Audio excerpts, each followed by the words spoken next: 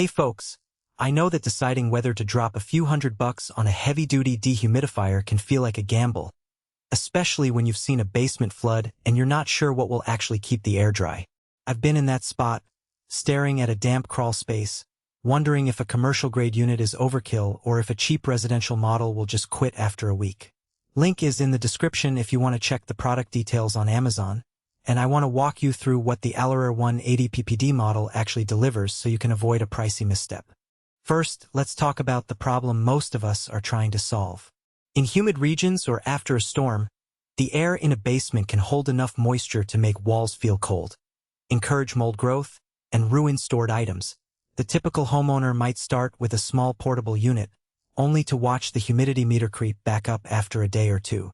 The frustration comes from buying something that seems powerful on paper but can't keep up with the volume of air in a large space.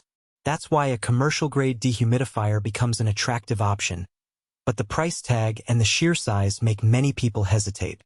The ALORAIR 180 PPD is marketed as an industrial dehumidifier that can pull up to 180 pints of water per day, which translates to roughly 2,223 gallons. In practice, that means if you have a 200 square foot basement with a 9-foot ceiling, the unit can theoretically bring the relative humidity down from the high 70s to the low 40s within a single day, assuming proper airflow and temperature. I've seen similar capacity units in professional water damage crews. They're the kind of machines that can keep running nonstop while a restoration team works on drying walls and flooring. For a homeowner who's dealing with recurring condensation or has a garage that doubles as a workshop, that throughput can be a real lifesaver. One of the biggest draws of this model is the Wi-Fi-enabled app. You can set your target humidity from the couch, check the current moisture level, and even get alerts if the unit switches to defrost mode.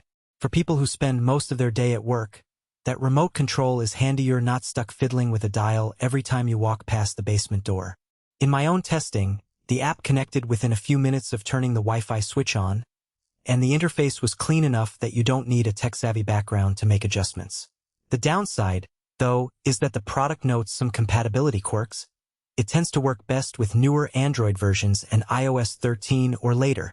If you're on an older phone or a router that uses a non-standard band, you might experience occasional drops in connection, which means you'll have to fall back on the physical controls. Speaking of physical controls, the plug-and-go design lives up to its promise. There's a simple on-off switch, a humidity dial for those who prefer a tactile feel, and an LCD readout that shows the current level, the set point, and whether the pump is active. The pump is a practical feature that distinguishes this unit from many residential models that just drip into a bucket. With the pump, you can hook a hose directly into a floor drain, a sump pump outlet, or even a utility sink, and the machine will automatically evacuate the collected water without you having to empty a container every few hours. In a real-world scenario, say, after a heavy rain that backs up your sump, the pump kept the dehumidifier running continuously while the water was being pumped out, preventing the unit from shutting down due to a full reservoir. However, the pump isn't a set-and-forget component. It can be sensitive to debris, especially if you're draining into a sink that sees occasional soap or hair. Users have reported that the pump head can clog if the intake line isn't kept clear, which forces you to disassemble and clean it.